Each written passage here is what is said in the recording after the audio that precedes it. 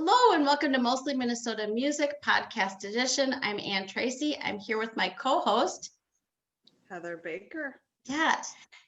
And I'm super excited. We're super excited because we have Ifrah Mansour with us. And you are a storyteller, you're a visual artist, you're a historian, you're an everything, and I want to get it right, you are Cedar artist, part of the Cedar Artist Collective. Yeah, I feel like I consider myself a multimedia artist, but I just love different art forms and creating a story in as many art forms as possible. The only thing that I cannot do is music. I cannot sing to save a cow.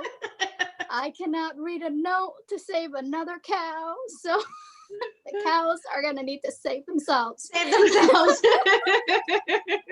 with their moves. With their exactly. So I absolutely adore musicians and centers and theater spaces that just give life and breath to music. Because I feel like music feels so old and new and fresh, and it picks you up. And I think for me as an artist, as a playwright, as a poet, as a puppet maker, I feel like music picks me up. It's like when I need a pep talk, when I'm frustrated with my art field, I go to the musicians. So it was kind of, I joke around and say I sneaked into Cedar Cultural's, Artist Collective, because I think I am still maybe the non-musician artist who's in the collective. Everyone else is like musically talented. They're like, la, la, la. And Ifrah's like, I was just like, I'm just here to let you all know that other artists exist. And that's a good thing. Yeah. But I've just been having thrilled at creating art at Cedar Cultural Center's Plaza. I got to make, I don't know how much you all know about what I got to do last year and a little bit of this year. I created a project called My Akal Stage, which translates to my hut stage. I got to build an organic Somali hut literally on their plaza with the Cedar Riverside community. So there were a lot of elders, there were a lot of youth, and everyone just like came together to build this thing, because usually huts, you need to dig holes and it needs to be on a ground. But here we were building a hut on a concrete ground, and it just felt like a lot of things were just like meeting up. And the hut's like mission and goal was to create a warming space, was to create connectiveness and neighborly between like elders and youth who normally don't interact. And I think Cedar Cultural Center just wanted to express like its neighborly love to the cultures that's around it, that's often don't like see music like they do. So it's just really beautiful just to I guess to do something I love, which is like connecting people over a build organic thing. And then we were able to like show musicians and like storytellers literally right by the hut, right by the plaza. And it was just a beautiful really synergy connection, and like things that I just love, like really connecting together. I think it's amazing to do that in that community. And I'm going to take a little bit of a step back, because I said I'm a little bit of a fangirl. I've already admitted this before we went on air. I chased you down at the state fair and really have enjoyed your performance. But for folks who don't know your background, can I just ask for just a quick little bit on your background? You are uniquely qualified to be doing what you're doing, and that's what I would like to get to. Yeah. I think like for me, what I get really excited is I grew up in South Minneapolis, and I was on a journey to be a teacher.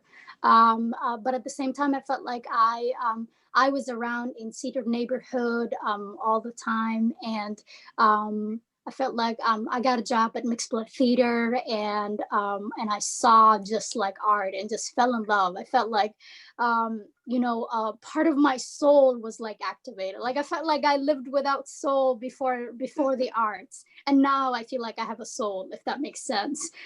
I know the Muslims are like, what are you talking about? But I think so for me, I have been on this beautiful journey of like what is it, learning about my own history of like coming from a refugee background, coming from different parts of the world, and sort of like learning my own history, my own story, and also learning about the arts as well, and like telling story and creating stories that are really based on real live stories that are still unfolding. I have this poem that's called what is it?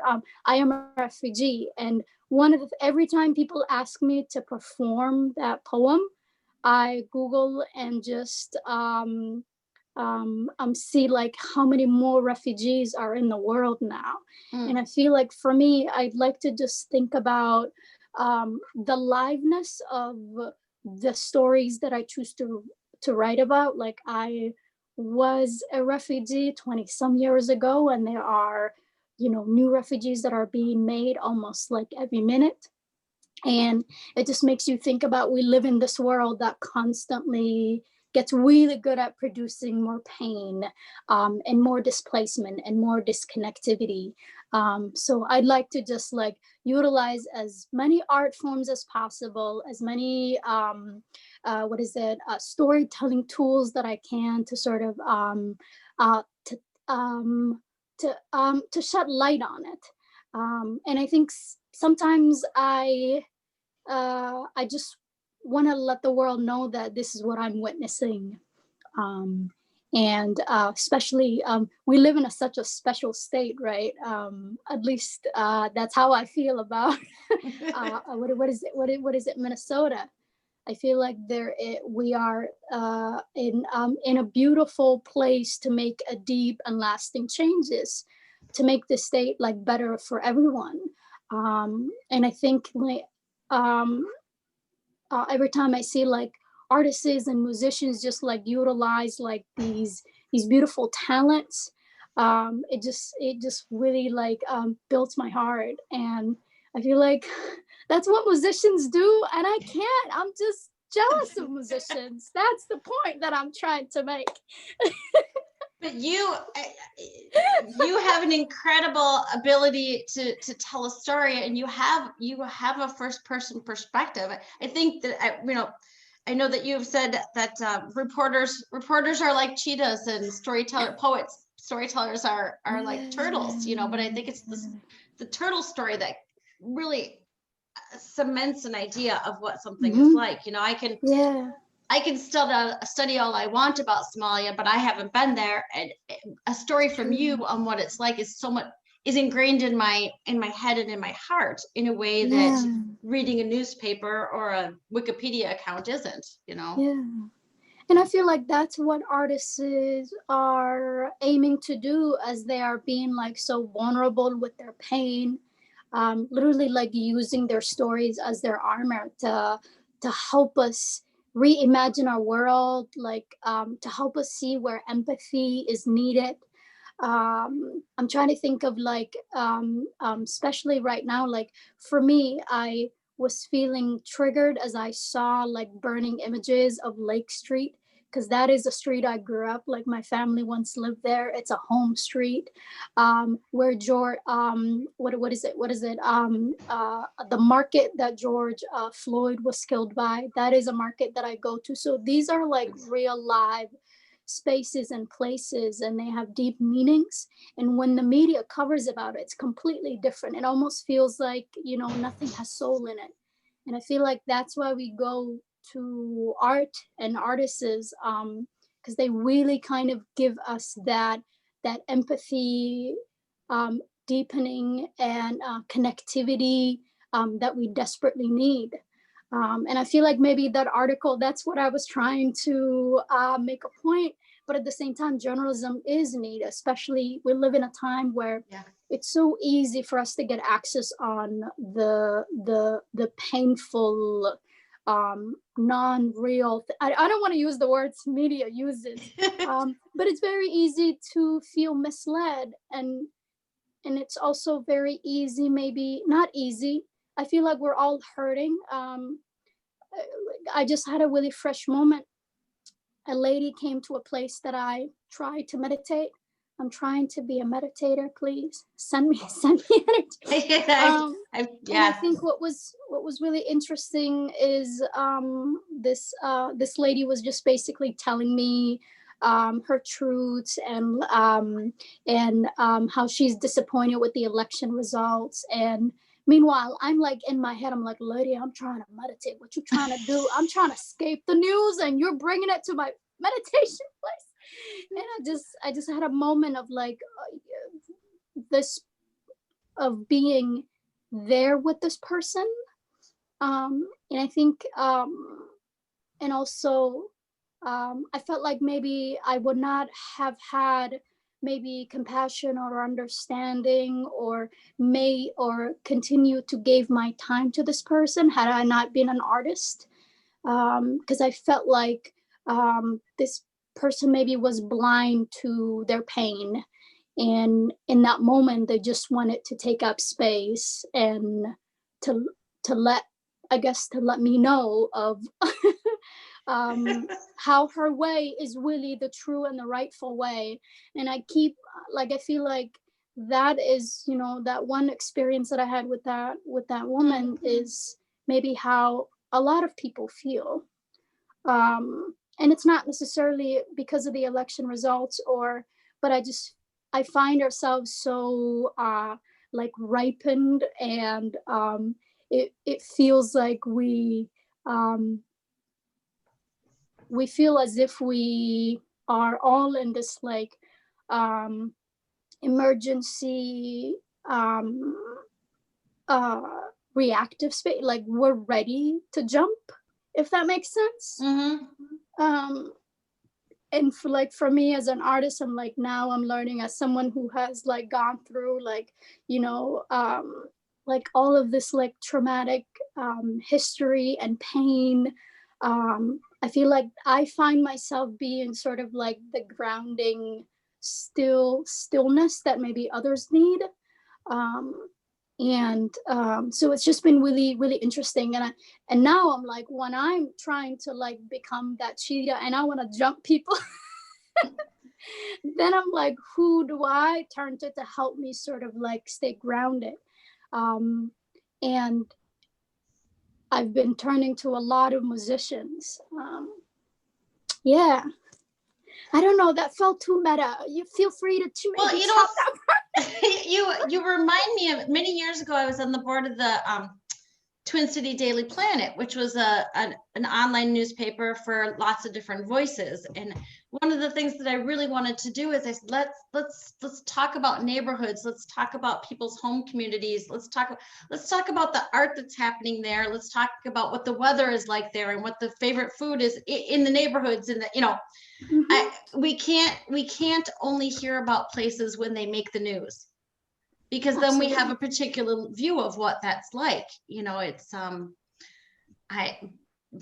absolutely. I mean, I think that I think even many years ago I lived in Dublin, and Belfast is a very different town than it's only about an hour and a half apart, but people in Dublin only saw Belfast on the news. I mean,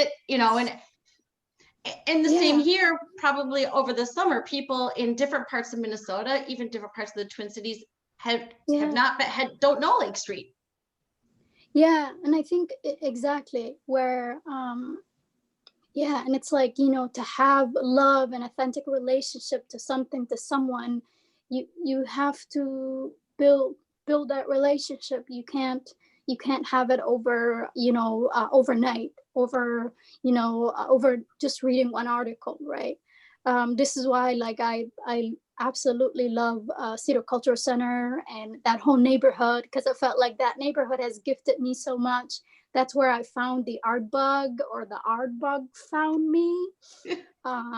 So for me, like, I just feel like I have this deep love and appreciation for for Minneapolis in general, because I do feel like we we do a good job of, like, sustaining the arts. Um, we do a good job of actually consuming the art. We try our best to, like, to get to know each other beyond than, just reading people, whatchamacallit, articles on the news. Um, Someone asked me how to pronounce my name over email, and I jokingly said, my name sounds like Oprah without the money, but someday all the wisdom. And he was like, I was just gonna make almost the same because of the spelling, and I'm like, oh, that's beautiful. So I love, even like, people taking the time to, like, learn or even ask, how to say your name right, or your pronouns. I just feel like these tiny little kindness that we do to, for each other. I saw a lady that was just, hitting, whatchamacallit, there's this bridge on a creek, and lately it's gotten ice. Oh, there was ice everywhere, right? And this lady I felt like she was just having a meltdown. So I ran a little faster because of the commotion she's making on the bridge. And then I noticed that she was breaking the ice with her giant shoes, and just thinking about everyone else. I don't know. I feel like now I'm like, I'm just sharing. Minneapolis people are all right people.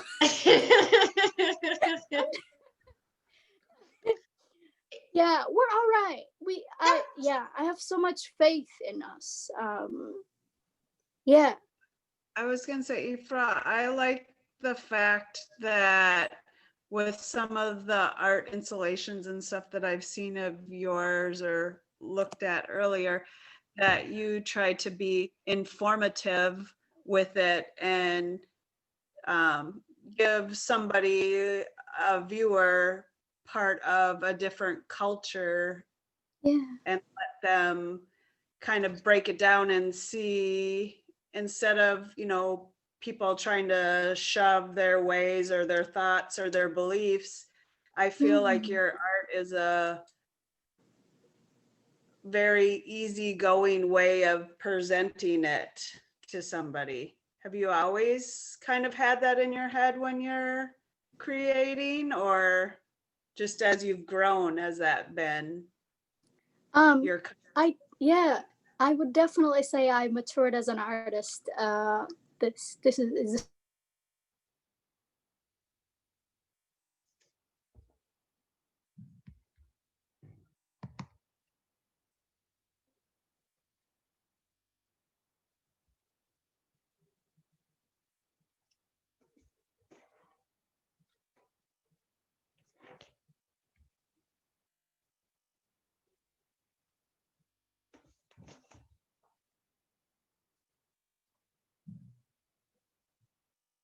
how children like hold on to their innocence during a civil war.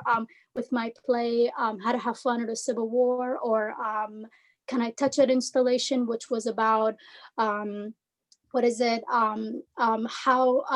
How do Muslim women, Black women deal with microaggression, but looking at it from an obscure vantage point. Somalia's Balloon play talked about the Somali history seen through the eyes of a child. And what else can I want to say, and there was a year where I did a short play called what was it, Donut and Spinach. It was about a spinach that was so angry and sad that it would never be on the food list, and it was trying to build relationship, because donut is always on the list, right? Like triple. You missed that play, but that's one of my display. and that play actually talked about the travel ban that was kind of like coming up then, the then Muslim travel ban, but now it has another name. I hope it goes away. But I think as an artist, I like to, I guess, start my own conversation. And I like to stay away from like creating maybe work that is, I guess, responding to what's happening in the news. Sometimes I'll create work that is in response to something we're going through. Much like the pandemic, I've been making like these tiny little scrolls at home. But I think I feel like, as an artist, I just like to go where the curiosity is. And a lot of times that curiosity, I want it to be a conversation that maybe we're not thinking about when it comes to the Somali narrative. Yeah.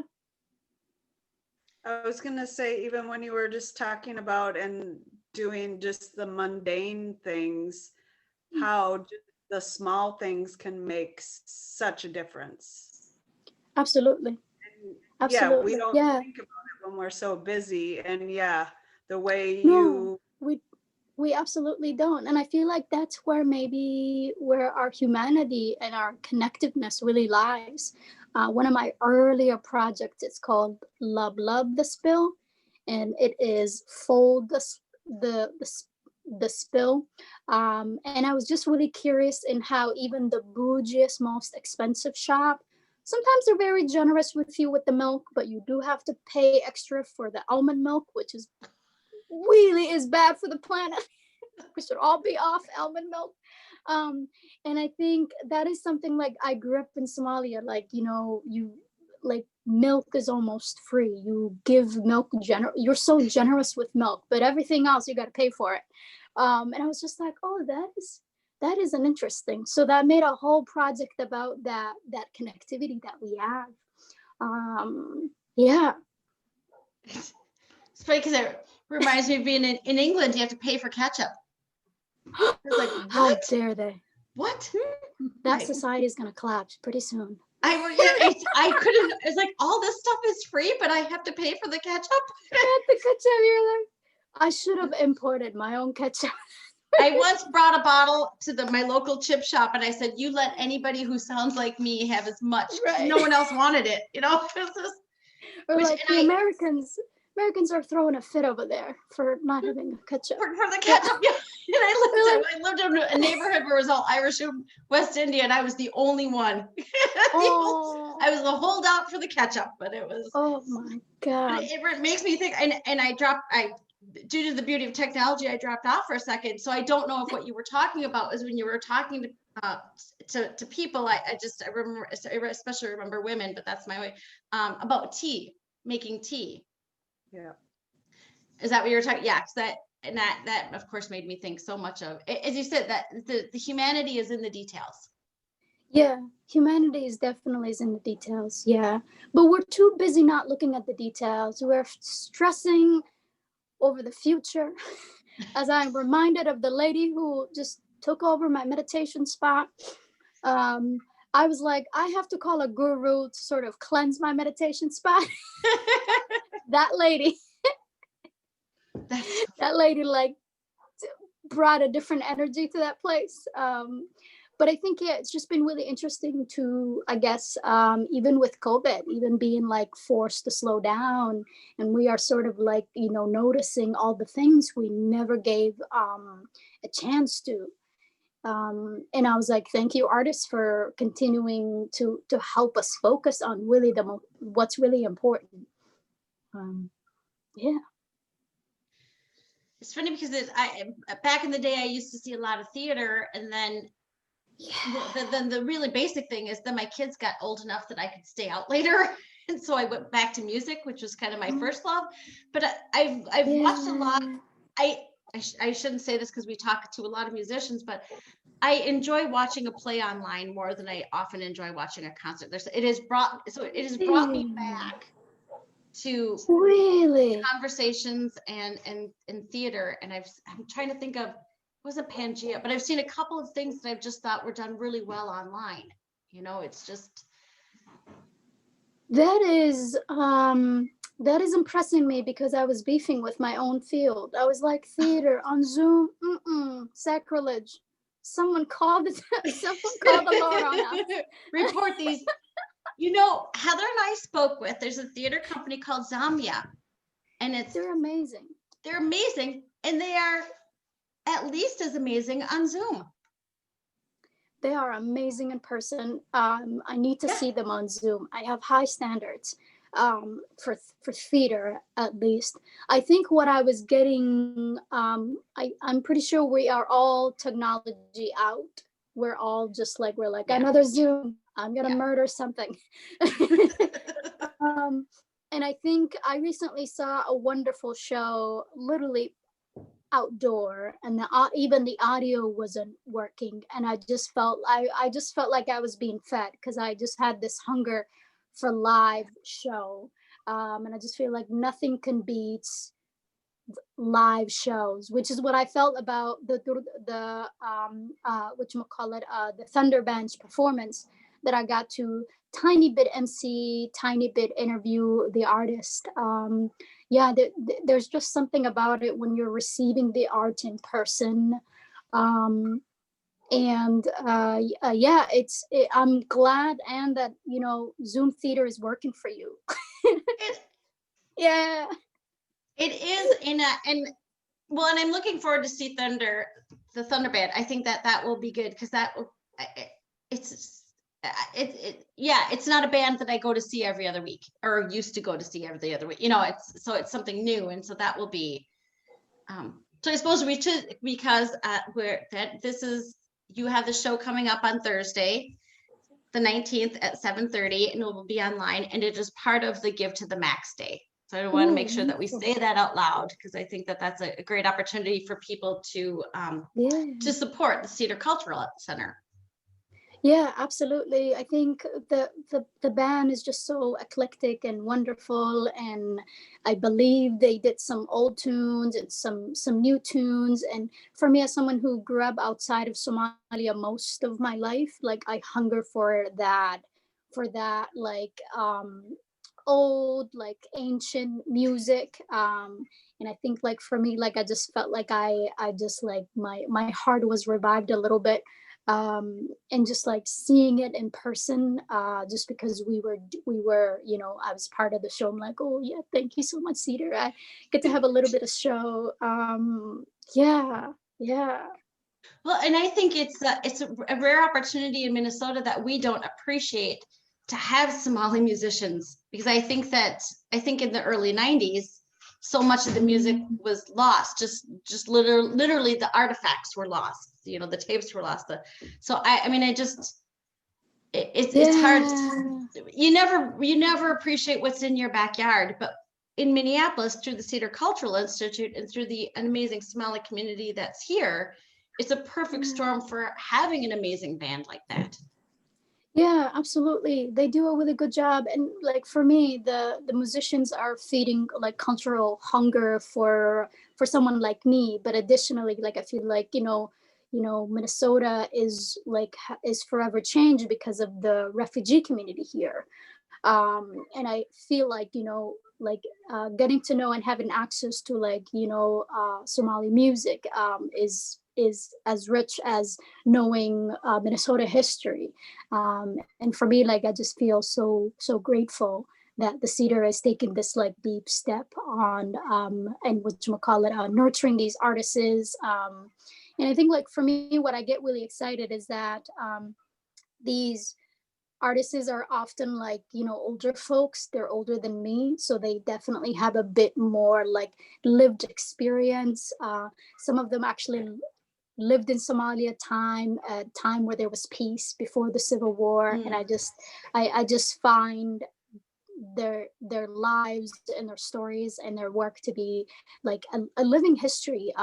Much like, this pandemic, it feels like 20 some years, We're all gonna be like, living history of this like, bullied moment that we're all in. Yeah. Yeah. Well, it is, and I think through the music, I always think the most fun way to get to know a culture is the music, is the theater, is the food.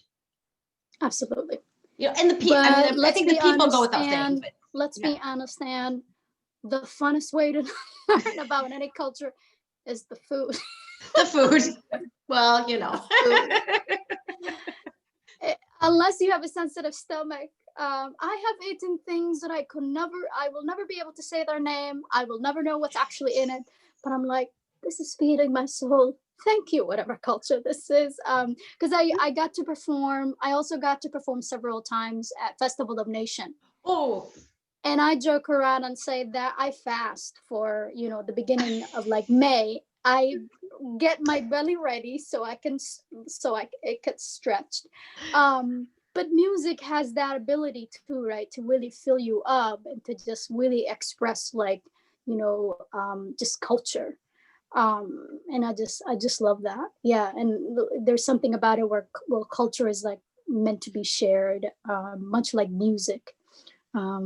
Yeah, I was complaining to someone about why I don't like Zoom things is because you're not able to, like, especially for comedy things, you're not able to share that moment. Like the laughter in a comedy show, like that is meaningful because it's a room full of strangers laughing together or making a weird moment or staring at the same thing. And that I feel like that is, as a creator, that's where I feel like I yearn for the sharing of the, of the art with others. Yeah.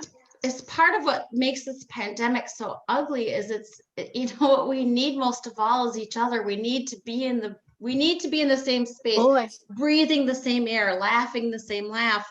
And it's just exactly what we can't do right now. I've never been more, I'm yearning for other people's germs. Remember when you get to just like, breathe other people's air? No, what an ancient times. Yeah. I have 3 children, and you may have seen the youngest one sneak by. I have spent a whole bunch of my life saying, quit touching me. Quit touching me, quit licking me. Now I'm going to be trying to get the 20-year-old to touch me, what I'm saying? When she gets back into town. Just be in my space. Just be in my space. It's just, it will be. I worry for our biodiversity. Like we're going to need to have like a hugathon after we get out of this, after COVID leaves us. And she moves to Mars, which is what I am just telling her to go. Mars is better than Earth. She's just go. We'll just have a hugathon. We'll have music everywhere. That's I'm waiting for that party. Sounds amazing. Can't and wait. We can share food off the same plate. I just think it's all the. We're just gonna go to back in the day where you ate with your hands. I mean, Somali people, we still eat with their hands, and Ethiopians, we'll just go for that. We'll eat with our hands. I just think that'll be. Yeah. But in the meantime, we're gonna make sure that we are respecting COVID. That's what yes, we really yes, well, yes. But in the meantime, I am thankful for places like the Cedar Cultural Center, because I think that, and I hear people say it's so nice to slow down, and I don't know that I'm to a point. It's just not in me to say it's nice to slow down. But what I like the shifting gears, where suddenly I am going to see theater again. I am going to see new music because my regular patterns have been disrupted. I'm not going to go to First Avenue at all this week. Yeah. So I'll find something else to fill that. And I think this is an opportunity for people to really get to know, because the theater is with the stuff that you're doing on the plaza. Now, will you be able to do any of that in the winter? Is there a winter plan? Unfortunately, not that I know of. Let me remain hopeful. I would love to continue what I started doing at the plaza. I think it's something that I just get really excited in doing outdoor work that really brings people together, and it's an experiential thing, and allows people to interact with it, to even co-build it with me. I think, yeah, I can't speak for Cedar, but I will continue to do what I love doing, which is building. But I think in this moment where we are like encouraging people to continue to respect COVID, I think even as artists, we're putting ourselves in this, standard of like, let's what is it? Let's inspire people to stay away from each other. Because I was feeling sad that our numbers are up in Minnesota. I'm like, hey, what happened? I thought we were COVID respecting. So I think, yeah, definitely. I'm not saying yes to anything that is encouraging people to do an in-person thing. Just because I want more people to be alive, frankly, and we should all want that. Yeah, absolutely. Well, and that is where, as sick as we may be, the Zoom is an opportunity to stay connected in a way. Absolutely. To build the plans for the future, to say, okay, I know I'm going to want to see that band when I can.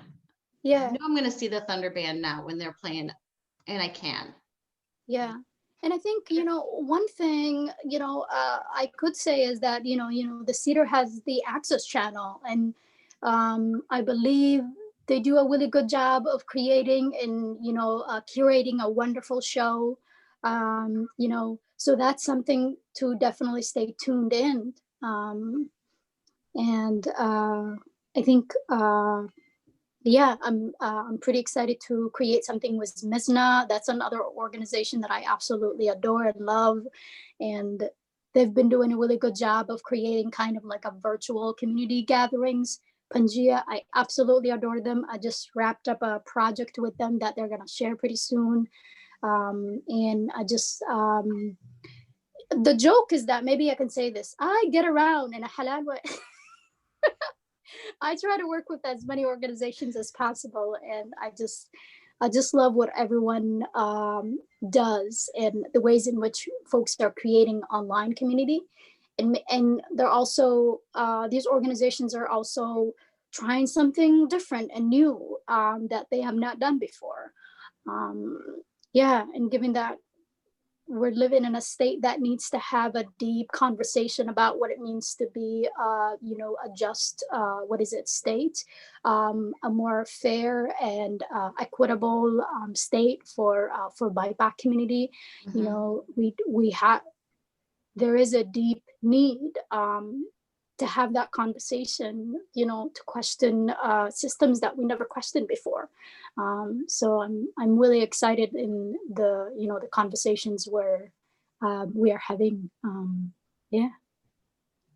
Can I move it back to your work on the plaza?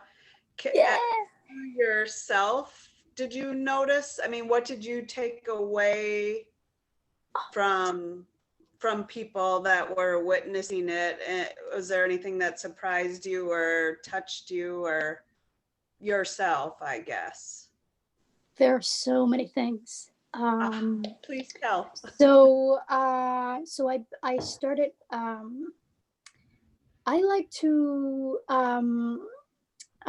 create a project that has a bit of open-ended element to it. And that open-ended element is the part where I allow the community to be part of it. So I knew that I wanted to co-build a hut in a place where you normally wouldn't build it. So there was already this challenge that we were going to have. And I literally just got the supplies, and I just put in the supplies in the plaza.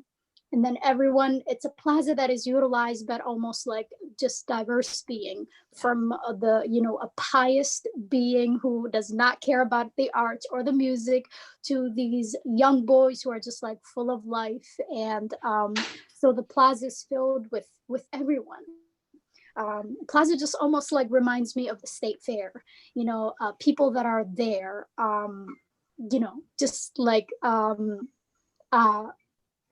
yeah, just folks that are just like enjoying life in that moment, and just happen to be there in this like open space that you can sit. um so for me, like I wanted to be sort of like I wanted to instigate this need for the youth and the elders to have to like work together. And the elders were like, this is indigenous hut. We built it when we were kids. We grew up in it. Like one grandma was like, I was birthed in it. I gave birth in it. And then the youth were like, oh, this is really cool. Can I help you build it? And it was just really, really, really wonderful how everyone just like, came up to fill this need and this challenge. And I think one of the things that so this is a plaza where sometimes harm takes place, right? Folks might fight with each other. An elder might feel really frustrated with the youth and might yell at them. So there's definitely that disconnect, that harm, that misunderstanding that happens almost in every community. And I think so as we are like struggling, what is it, there were days where I would just I should say that what is it, we build the hut in a way that the skeleton stays on the plaza, and then every time we had a show or a gathering, we would decorate it. We would put these coverings on it. And so every time I was trying to like put together by myself, I would see an elder would just run to me and start helping me, or a youth would come and they would help, and then they would talk to each other, and they would instantly like exchange stories. And sometimes sometimes a battle scar stories. And I think as folks, in Minnesota, what is it? We are dealing with a lot of substance use because folks are really in pain. Not a lot of folks like have healthcare or have access to therapy, or have mentorship when it comes to how to manage and live with mental health. So I just love that folks were really connecting and having this warming thing, such as like this hut, this very needy hut. So it was a very needy hut, and I just felt like the youth felt really protective over it. As it got like literally the wind would tackle it down, the youth would be like really at it, or like they'll bring it back and to stand it. The elders would come and they'd put more ties to it. I felt like every week that I came to like do a thing around it, the hut almost looked like something new, or someone would attach something new to help it stand up. And I just felt, it almost just felt like a baby being raised by the streets, and everyone felt protective over it. I think one of the most a lot of like deep human connect happen. Like for me, I've gotten a chance to connect with these young men who call that space like their spot. And I think as we know, like the city, we're going through gentrification, right? A lot of even the park, you would get kicked out at a certain time. And especially we know that neighborhood is like a populous neighborhood, so there isn't a lot of public spaces that you could just hang as a young person. So I love that the plaza just becomes this sort of like open space, even though it's privately owned by Cedar. That's how the Cedar just wanted to let the community utilize that space and just be a space where a young person who would get kicked out of everywhere else could just hang out. So I got to just have really deep connection with these young gentlemen. I want to say one of the sweetest moments is like I told you that we were struggling to make the hut, and there was this, elder who would always come and she would help me build it. And I feel like, so the hut was up for almost, what is it? 6 months or so. We Whoa. built it around July. And it continued, it lived for a very long time. And this elder made this beautiful, do you see that? Oh, Oh, wow. wow. She made that. I'd have to get it maybe really close. It's beautiful. It is. This is like a very tight Somali weaving, Oh, gorgeous. and isn't that just elegant? And the fabric we were using to cover the hut, it would be like this light fabric that would be blown by the wind, and then the hut would be like open and naked, or like and I just, like that elder, her Wow. son is one of the sons that would, hang out in the plaza. And I just yeah, I love when art can make a connection. There's this thing where you feel like, because people are already close to each other, whether they're family or they're the same community, I feel like we assume that those people are close to each other, but sometimes those individuals could never be far apart.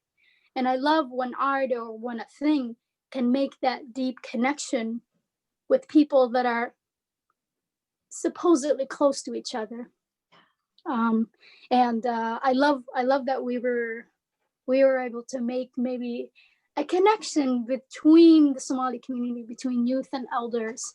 And I just know that, that connection is going to trickle down, because I feel like people that are,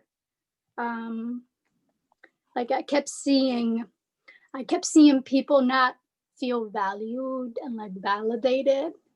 And I feel like there's nothing, more meaningful than when you can make someone feel valued.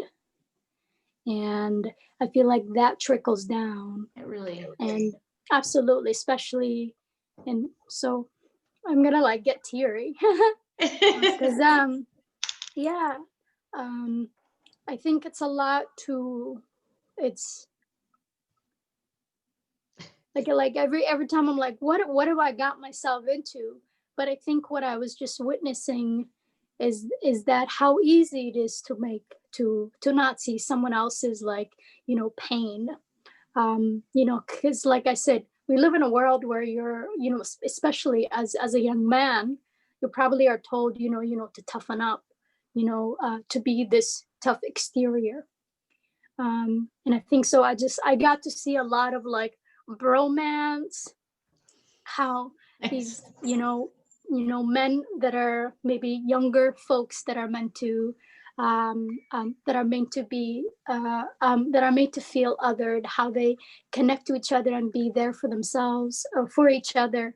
And I think I also got to see the few elders that are on this journey of like, I really want to understand, I really want to be there for individuals that, feel not valued, but I don't know if I am being there the way they want to be there. I think, yeah, of course, I saw, yeah, I think, like for me, I want to say that's probably one of the reasons why I really do want to continue this project, because as much as I am really excited about some of the deep conversations that we're having about mental illnesses and how it exists in communities that are that are, I guess, fighting other symptoms, because I understand why people neglect it, because we're all fighting and like chasing and running to get the job, to make sure we go to school, to make sure our families are safe, we have the car, we have the house. And I think when you see these other individuals with the people just say, why don't you just work harder? Why don't you just, do this or that? And you're like, but, this is, I don't have a control over as much as you might see it. So now I'm rambling because I feel like I am also trying to like understand and learn more about all that we don't know about how mental illnesses manifest in real life, in everyday life. And I think, of course, I got to, I'll stop now. No, well, But yeah, one thing I want to say though is I love that when you would come back and see that they tied it down and made like it was meaning and community, and that you took the time to make it beautiful, and like you said, they were seen and heard, and they wanted to take care of it for them and you, and it's so beautiful. So thank you. Thanks for sharing that. Absolutely.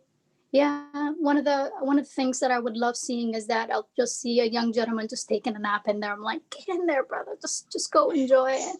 And I just feel like we,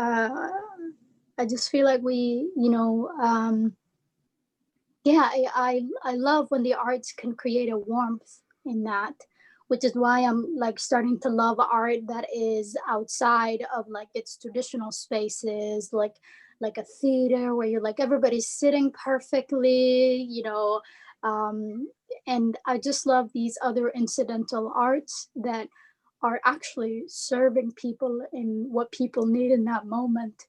I feel like I followed up a little bit. I have another project called, what are it called? Well, it's a puppet that I that now I've built it, and it kind of it's a mobile piece, and it's a piece that I am that I've been, I guess, working on it for a while. The puppet is called Halima, but Halima does multiple things. Halima recently got to participate in the beautiful Bare Bones. Do you know about Bare Bones? Yeah. Bare Bones all took place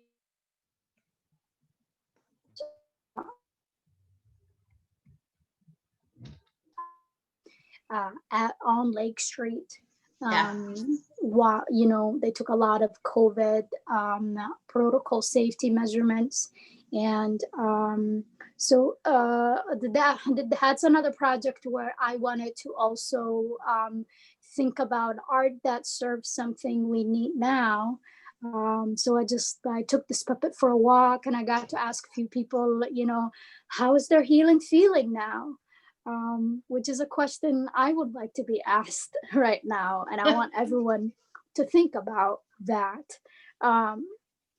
And I think I was joking around. I was like, can we ask Biden to give all of us a mandatory therapy?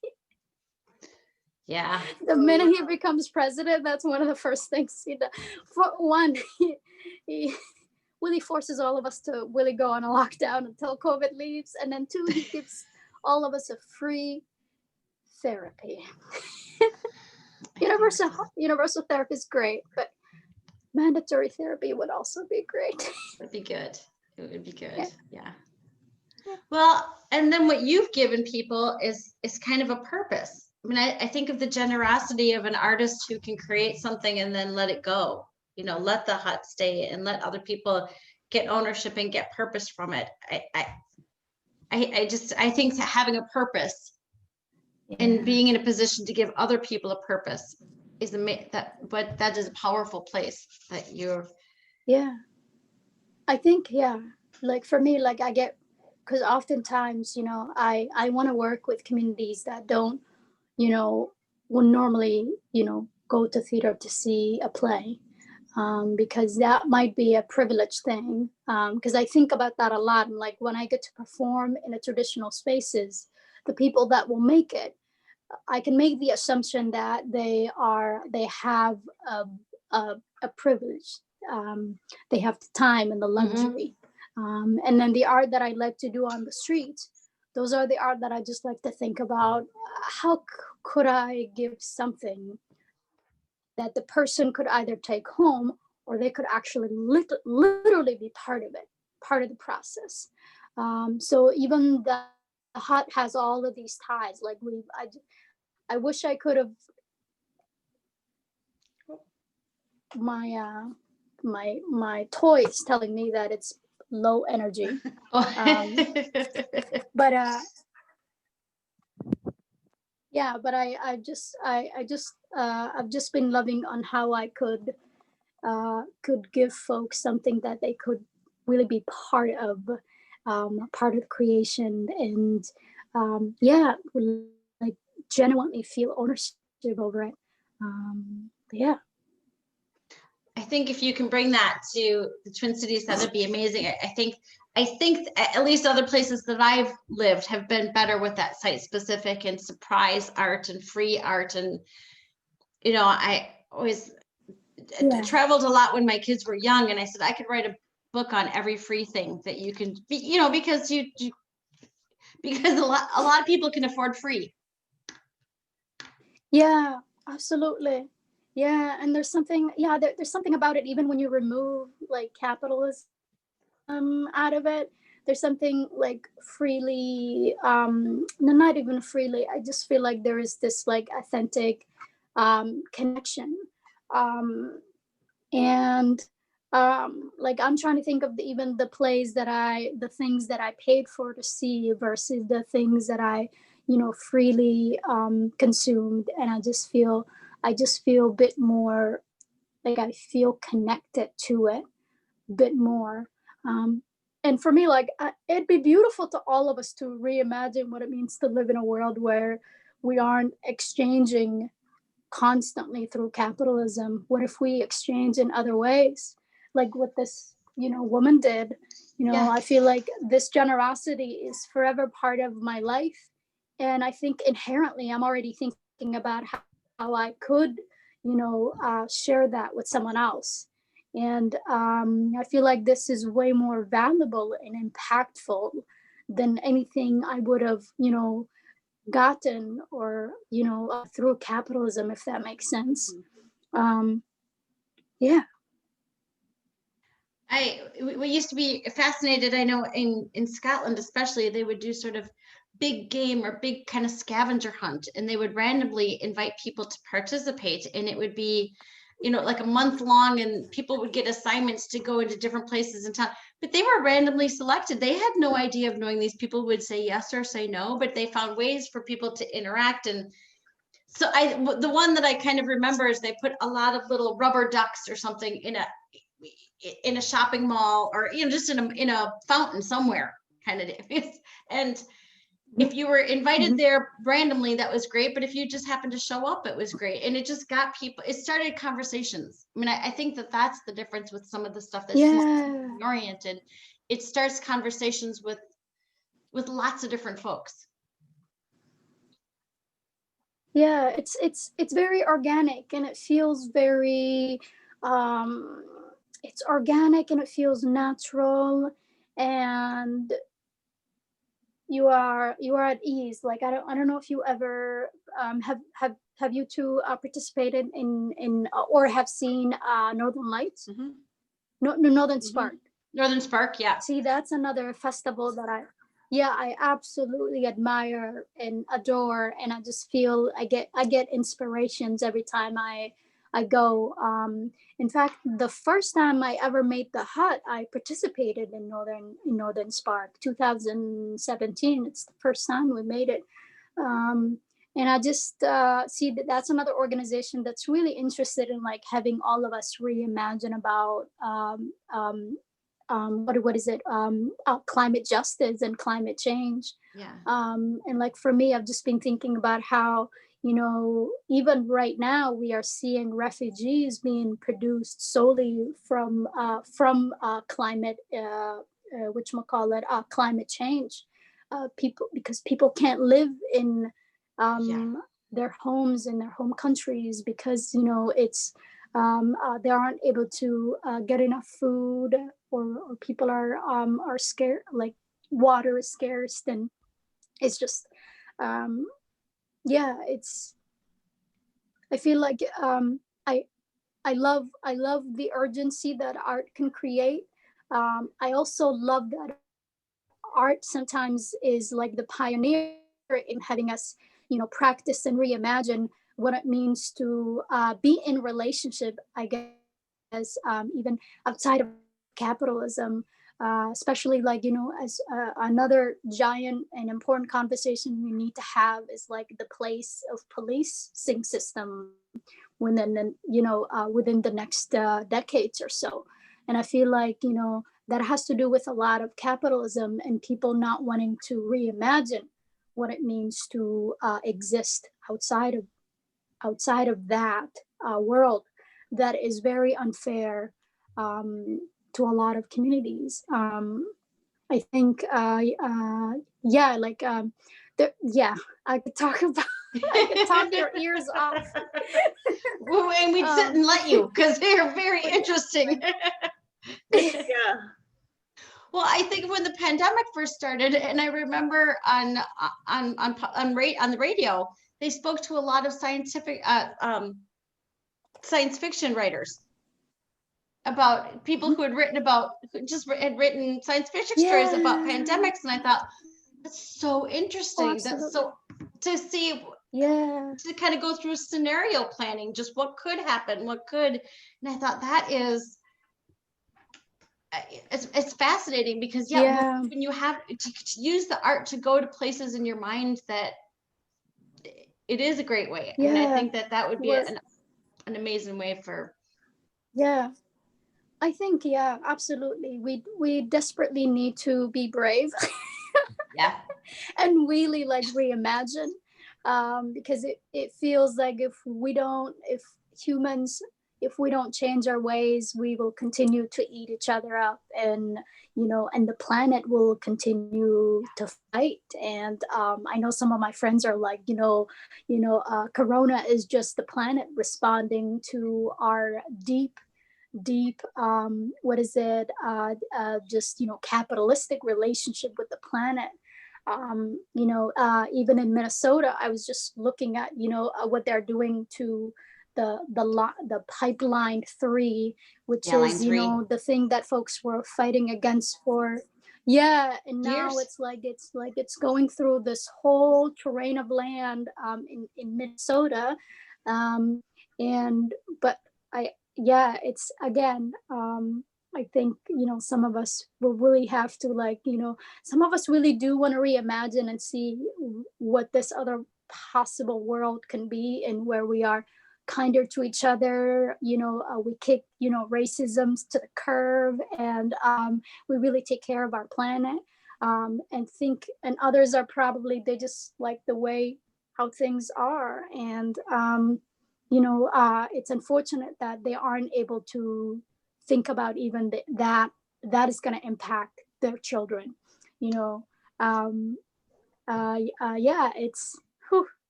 well, and I think that's where the pandemic has maybe a unique role, and the pandemic has not been equal opportunity. Some communities are suffering much more with the pandemic, but that has a lot more to do with capitalism than it does with the pandemic inherently. But inherently the pandemic is gonna, and my day job is spent in a lot of rural Minnesota, and they just thought they'd never, they have the natural distancing, and on top of other things.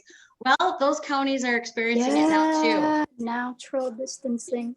And now I think that that's where people are going to realize. Natural Benjamin. Well, I've heard of, natural Benjamin. It's like, I have the money, the doctor will come to my house. I have that kind of money. But I say health is wealth, and mindfulness is also wealth, and kindness is wealth. And if we can get more people, even the youth, I guess, to live in a world See, that's why I always love like generously, receiving art, because I think it creates like it builds, a culture of generosity from the get go.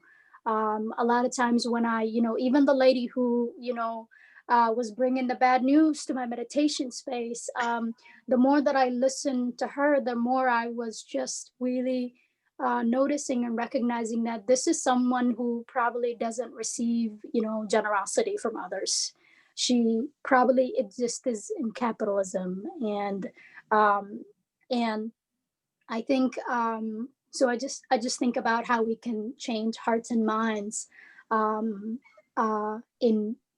in non-capitalistic way, if that makes sense. Um, and yeah, I really I keep thinking that art is always the answer. Because art is inherently, trying to work us to be closer to each other, even in our disagreements. And I think, yeah, my sister calls me all the time and she goes, I don't have money for a funeral, so you can't die.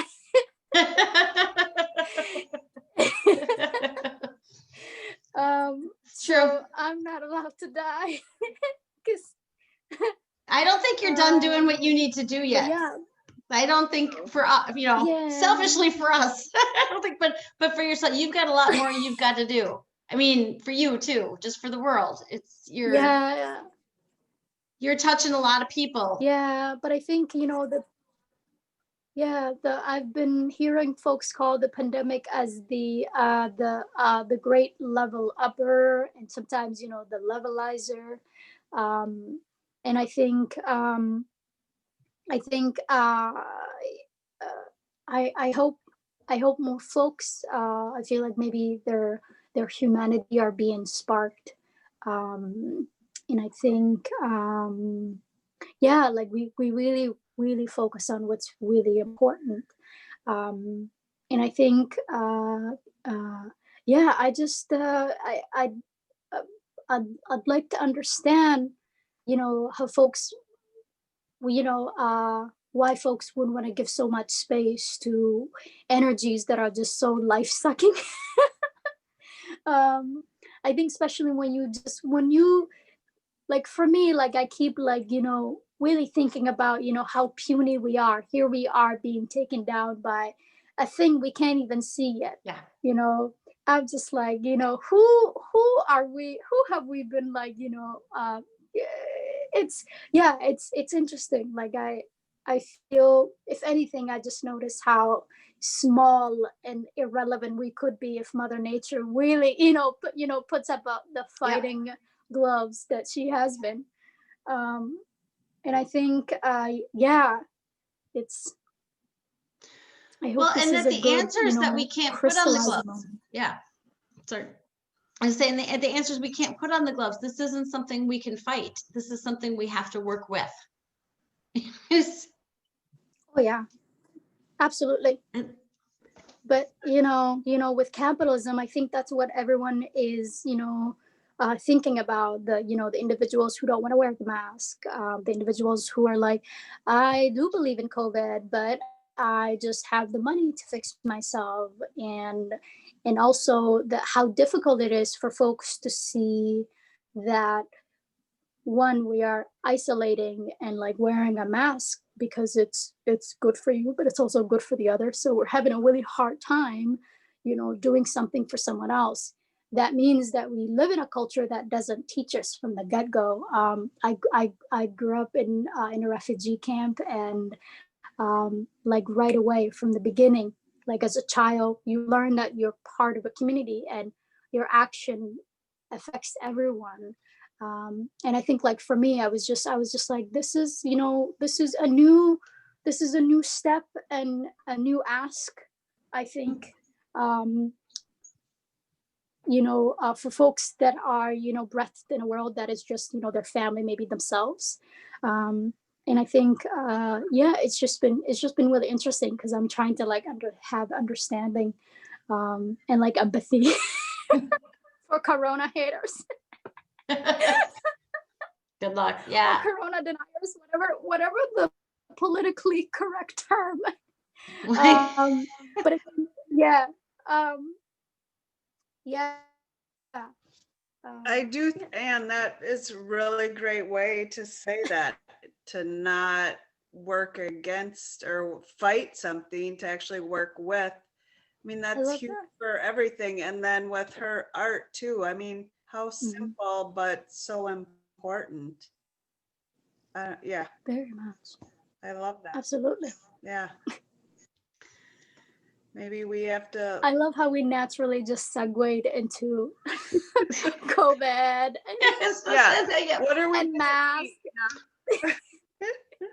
Yeah. I Yeah. can Yeah. talk food too. Yeah.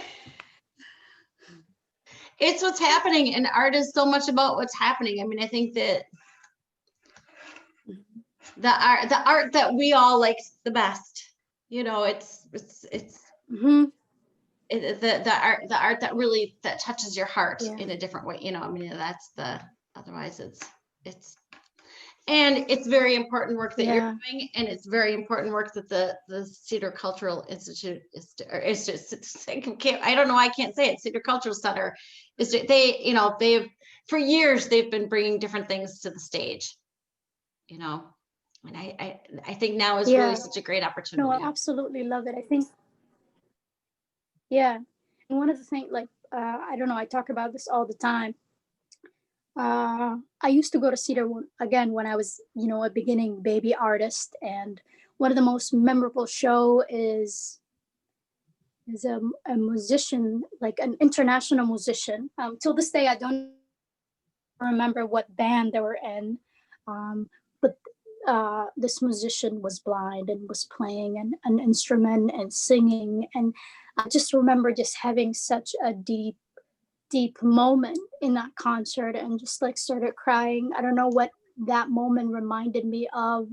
And I just love that music is just has this inherent, you know, human connection. You don't maybe have to even hear each other or see each other to have this, you know, connection.